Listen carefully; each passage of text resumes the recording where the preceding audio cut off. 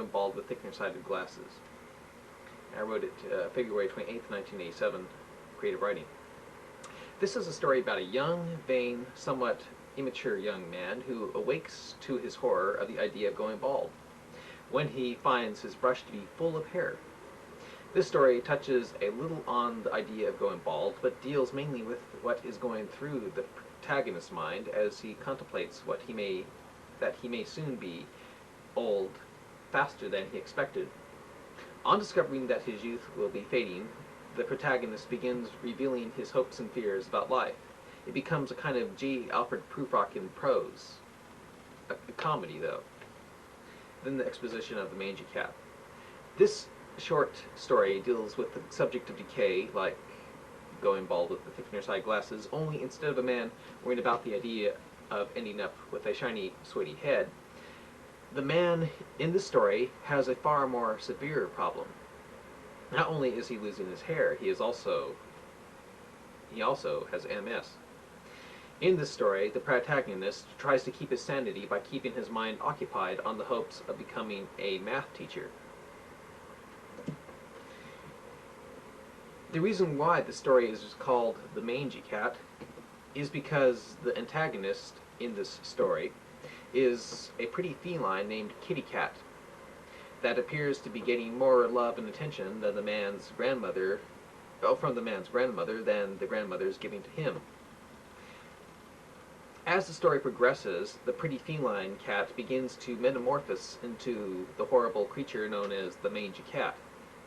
The protagonist sees Kitty Cat as himself as time transforms the cat into the mangy cat.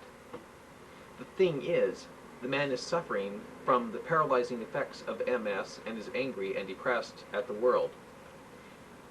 And the now ugly cat, in its own decay, seems to him a reflection of himself. What makes the man antagonistic toward the cat is the cat's own acceptance of its own mortality. The cat's ugliness makes the man realize his own condition, and it makes him envious that the cat can accept change better than he can. Halfway through the story, the man starts getting a strong urge to do Kitty Cat in. He starts developing Edgar Allan Poe type thinking. One of the reasons why this is because he sees Kitty Cat as an omen of his condition, especially since Kitty Cat appeared on the doorsteps of his grandmother's on the day that his MS was diagnosed. Near the end of the story, the man is almost successful in doing in his mother's pet cat, but his MS has weakened him so much that he can't put Kitty Cat away.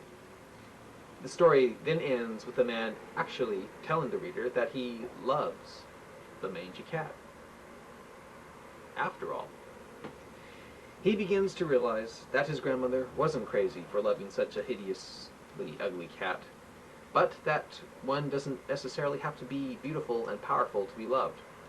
The story ends with the idea that people who suffer with terrible problems can express love better to other suffering people because they have gone through it. It's a comedy drama, kind of a black comedy.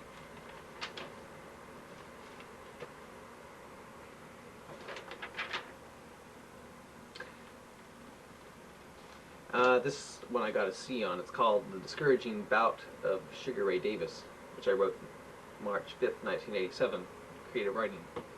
It's one of those things that are supposed to grab your attention here. There were only 4 tension-filled minutes left until Sugar Ray Davis stepped into the smoke-filled ring to face his opponent. The talented, up-and-coming heavyweight prizefighter was so far unbeaten, winning 12 of his bouts by knockout. After this bout, it was almost certain that he would be going up against a top world contender for the world championship. Although Mr. Davis was very happy that his fighting talent had taken him as far as it did, he was depressed and saddened that his beloved dad was now watching his bout from a TV in a cancer ward. The cancer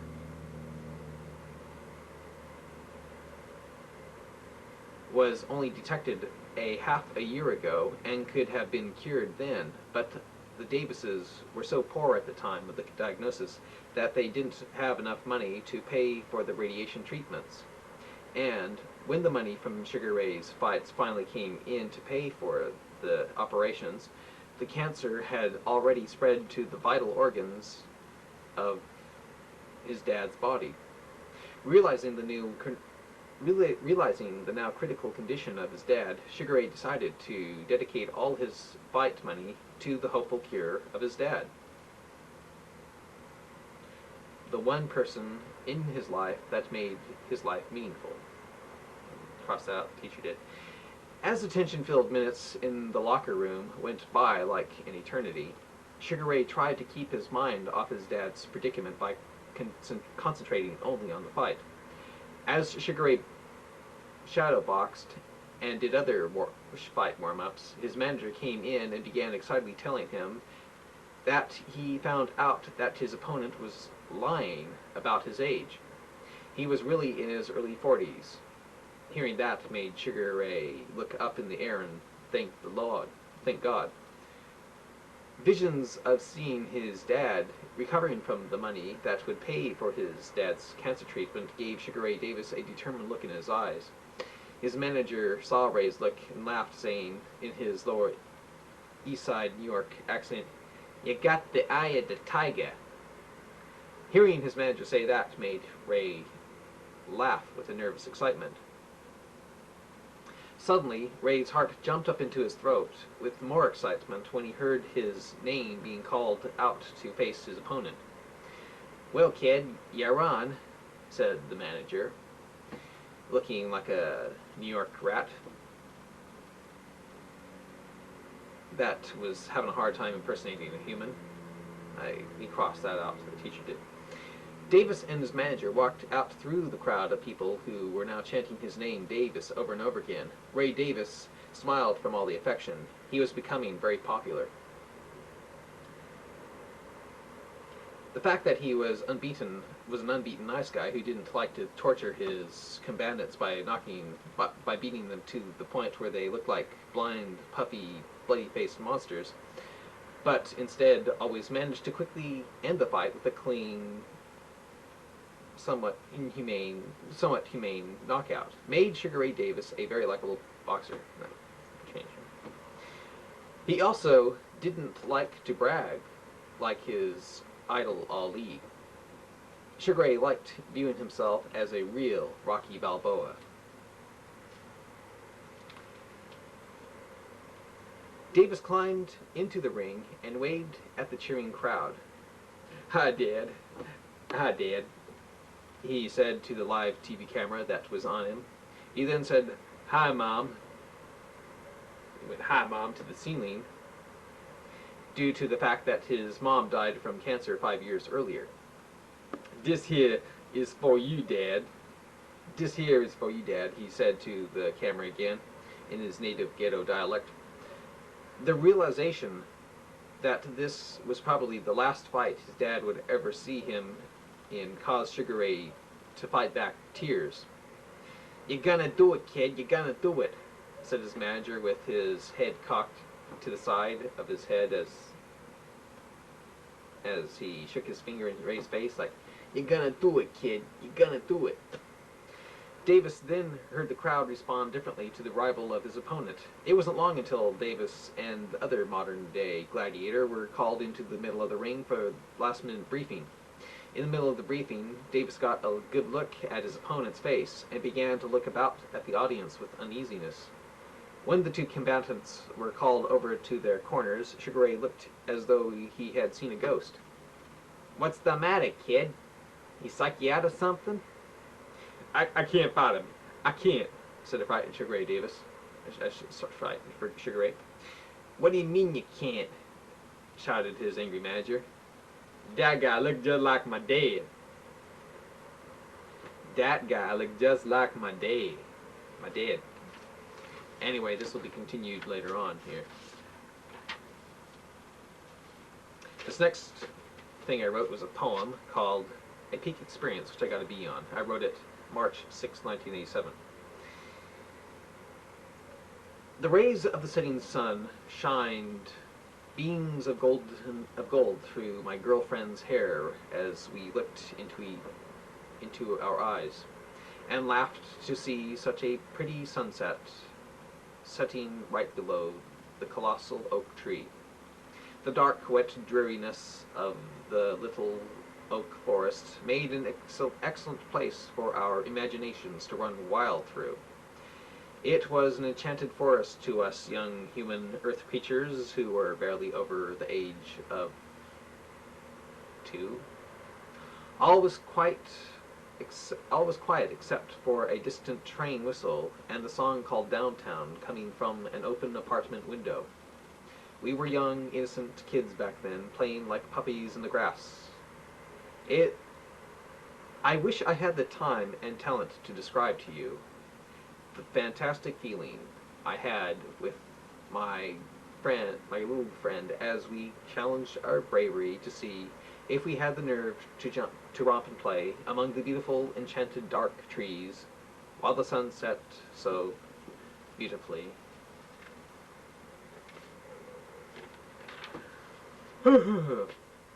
This next one is a character sketch on the Doomsday Man, which I got a B- on, and I wrote it March 12th, 1987.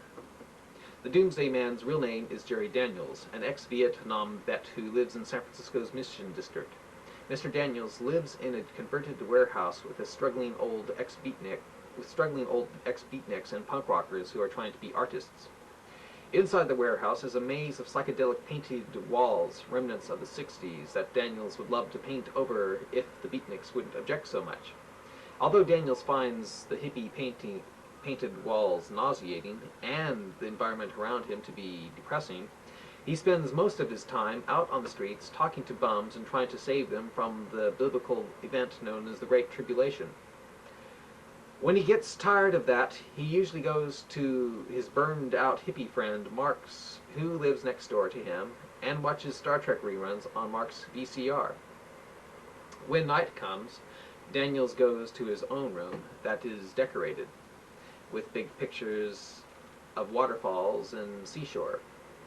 Mr. Daniels also has a parrot in the corner of his room that he believes to be filled with the Holy Spirit, because not only does it spout off a Bible scripture, but it also says Jesus is Lord.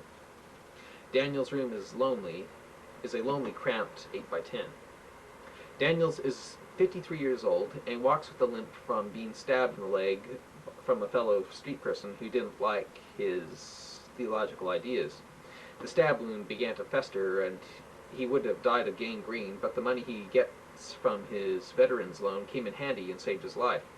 Daniels is unemployed and known as one of San Francisco's street kooks because he has a tendency to get overly excited when trying to warn people about the end of the world. He thinks Ronald Reagan will be taken over by the Antichrist, that AIDS is one of the plagues of the biblical tribulation, and that the souls of true born-again Christians will be taken out of their bodies in the biblical event known as the rapture. Daniels thinks that while the souls of Christians will escape the horrible tribulation by being up in heaven, the bodies of the Christians will remain on earth, inhabited by demons Daniels calls walk-ins. Mr. Daniels thinks that these walk-ins will not only be hard to kill due to the scripture Joel 2:8, he also thinks that they will set up a satanic computer system that will force people to take the dreaded mark of the beast. As strange and peculiar as Daniel sounds with his ideas, he does manage to have a few normal friends. His friends find him funny and realize that although Jerry may be insane and mystical, he is totally harmless. Daniels angers his fellow street preachers friends by preaching against eternal hell. Daniels thinks that the concept of eternal hell is absurd and makes God look like a monster, since he believes God to be in control of everything. Although his preaching against eternal hell causes his fellow preachers to end up arguing for hours, the preachers do find Daniel's ideas on the end of the world to be fascinating. So much so that they call him the Doomsday Man.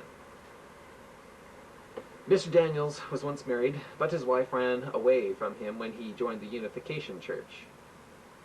When he realized that unification conflicted with his version of the Bible, he left that, but not soon enough because it took most of his money. Right now, Mr. Daniels is trying to start up a relationship with one of the girls in his building. Although the girl seems to be a good listener, she is trying to build up the courage to tell him to get lost. She finds Daniels to be an egotistical warmonger and zealot who looks for bad news to make the Bible look true, since bad news seems to make Mr. Daniels believe the world to be ending. That was the Doomsday Man. This next is a poem I wrote called The Calamity of Chemosh, which I got a B+ on, and no one understood it. The teacher, everybody didn't like it, although they thought it was very, very confusing. I wrote this March 19th, 1987. Woe unto Chernobyl! The spoiler has come upon every city, and no city has escaped. The valley is perishing, and the plain is destroyed. Give wings unto Moscow, that it may flee, for already one of its cities is now desolate, without any to dwell in. Behold, wanderers now wander in Moscow, and Moscow is become ashamed of its Chemosh. Her chosen young men have gone down to the slaughter. For the calamity of Moscow seems near to come, and his affliction hasteneth fast. All ye that are about him, bemoan him. And all ye that know his name say, How is the strong staff broken, and the beautiful rod? Thy daughter that dost inhabit the river has now come down from her glory to sit and thirst. Ask her that escapeth, what is done? Moscow is confounded, for it is broken down. The spoiler is fallen upon thy summer fruits, and upon thy vintage. Joy and gladness are taken from the plentiful field, and from the land of Russia. Baldness and clipped beards, gashes on limbs. They wailed, saying, How is it broken down? How hath Moscow turned the back with shame? Moscow has become a horror to all them about him, for plants are over the seas. Woe be unto thee, O Moscow! The people of Chernobyl perish, for his daughters are taken captives, and his sons... Oh, wait. By the way, I'm going to have to tell you something about this poem. This poem is based totally on Jeremiah 48. If you read Jeremiah 48, it sounds like you're reading about this Chernobyl disaster. So I'm going to read it to you one more time and see what you think of it. This is out of the Bible. This poetry comes right out of Jeremiah 48, only instead of saying Chemosh, I put Chernobyl.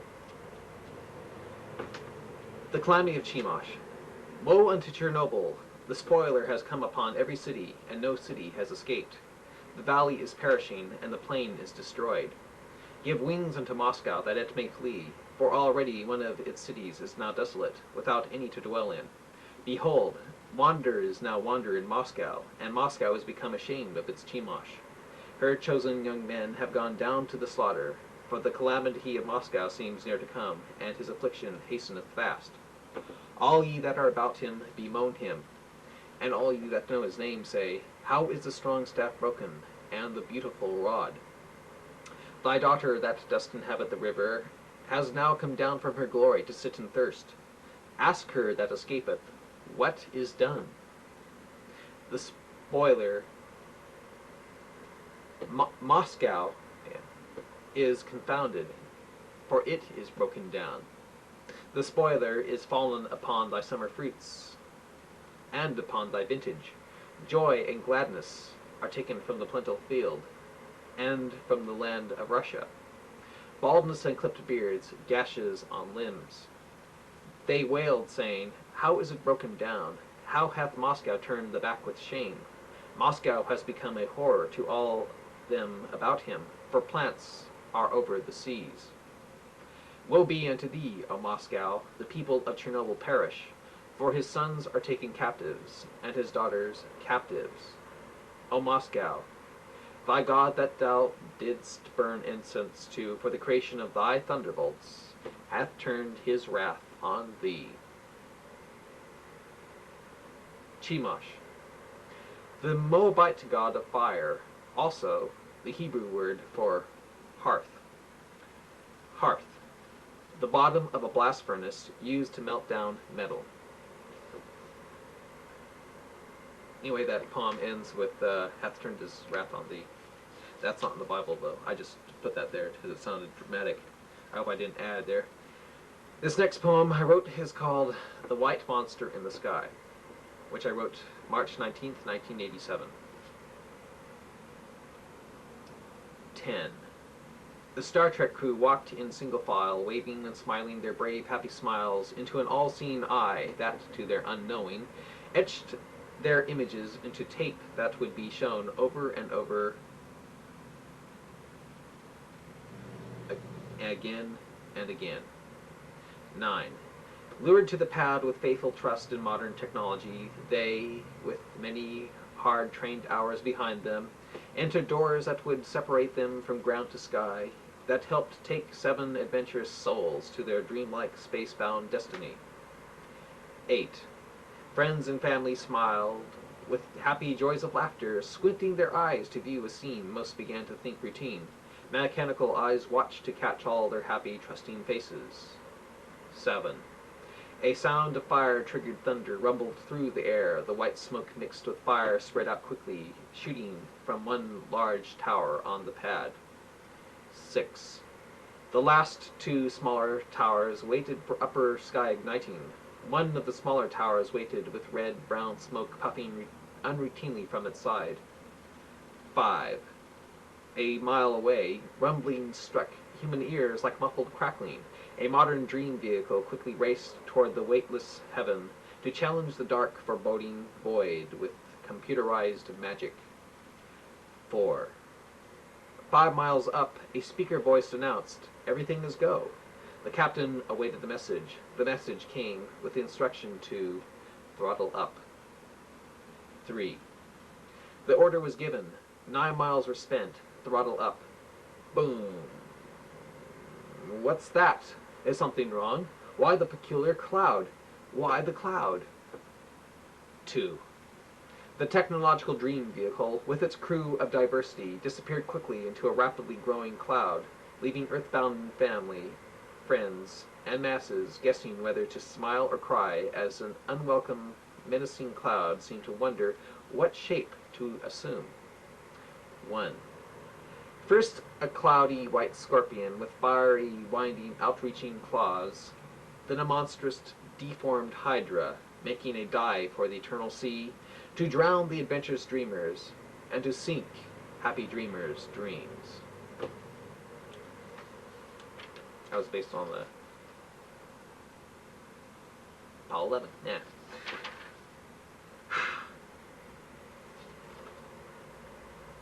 This next story I'm about to read to you is called Remulin and Friends, based on a true story with my dad and this preacher.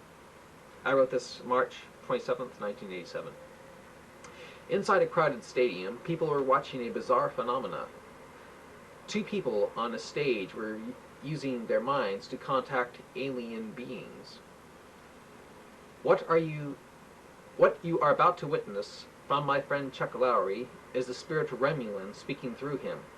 Remulin is an ancient spirit from Alpha Centauri who wants to bring about goodwill to the inhabitants of Earth. Right now, you are seeing my assistant, Mr. Lowry, shaking his head about. There is no cause for alarm. He is not having a spastic fit. It is just Remulin taking over Mr. Lowry's body. See, the spastic movements have stopped, said Professor Watson to the awestruck crowd. Watson then saw some people in the audience panicking, causing him to shout, "Wait! You have nothing to be afraid of. Remulin is a friend."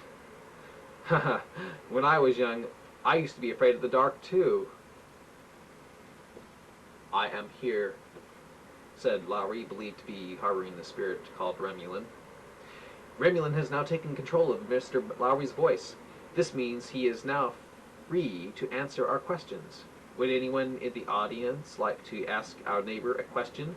Alpha Centauri is the closest star system to our solar system, so we are, in fact, neighbors. I would like to speak with this space cadet. said a skeptical young man in the audience, making people laugh off nervous laughter. Be my guest, said the face. Be my guest, said the face of Lowry, smiling with closed eyes. Be my guest. What do you do to have fun? Do you party or something? No, said Remulin. I attain most of my pleasure speaking through vessels like Mr. Lowry. Next question, asked Watson to the audience. A professor from the university sat up and asked, Remulin, if you are who you say you are, what is the meaning of life? Thank you. Remulin smiled, lifted his head with non-opening eyes, and said, to discover that you are God, and that you can do anything from the powers that you have within you. Isn't love important? Asked an old lady in the audience. Love is the most important element in the universe, and you can attain that love by reaching within yourself. Next question, please, asked a smiling Professor Watson. A middle-aged man stood up in the audience holding a Bible, smiled nervously, then looked stern, saying, a question to the being who calls himself Remulin. Speak, said Remulin. Mr. Remulin, according to the Bible, no demonic being can utter the sentence, Jesus is Lord, without the Holy Spirit. I don't feel very comfortable asking this question, since I am skeptical on the existence of demons and Christ being Lord, but can you say, with your own words, using Mr. Lowry's voice, that Jesus is Lord? If you can, then I will know for sure that either Mr. Lowry is an excellent perpetrator of acting like someone he is not, or you are what you say you are, and therefore prove that demons don't exist, said the man, making the audience silent and causing Professor Watson to look about uneasily. Can you say Jesus is Lord? Asked the man again. I fail to see how my saying a certain person's name would prove the existence of certain mythological beings. Would my saying Krishna or Buddha to being Lord cause one to react in such a manner as yours? I believe so. Can you say Jesus is Lord? The more you delay makes me that much more certain that you may in fact be a demonic being. I can say it. Then let me hear you, shouted the man with growing impatience. And of course, Remulin cannot say Jesus is Lord. Of course that's not in there, but I think it's a little hairy. 2 weeks from now, best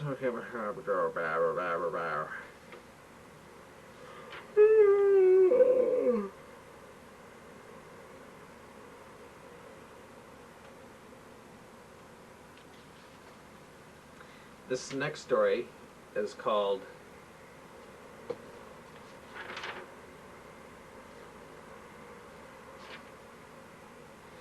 No Exit in Reykjavik. I wrote this April 10th, 1987.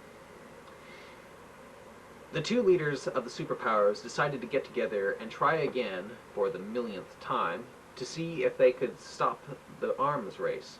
It was now the year 2003, and the world situation, as far as nuclear proliferation was concerned, was edging the world ever closer to a nuclear catastrophe. Or was it? The President of America and the Prime Minister of Russia found themselves standing in the living room of the same haunted house that Reagan and Gorbachev met in back in 1986. Only this time, they were left totally alone. Strange, said the Prime Minister of Russia. I thought the reporters would be crammed outside door. I believe it's because the people of Reykjavik don't want anyone to distract us from our goals, said the U.S. President, walking over to the window to see the last few rays of the sun disappear over the frozen, snowy landscape. Suddenly, the two leaders heard the sound of laughter. Muffled laughter seemed to be coming from the basement of the house. Is that laughter? Oh, is that laughter? Asked the president. It sounds more like wind to me, Mr. President, said a shivering prime minister.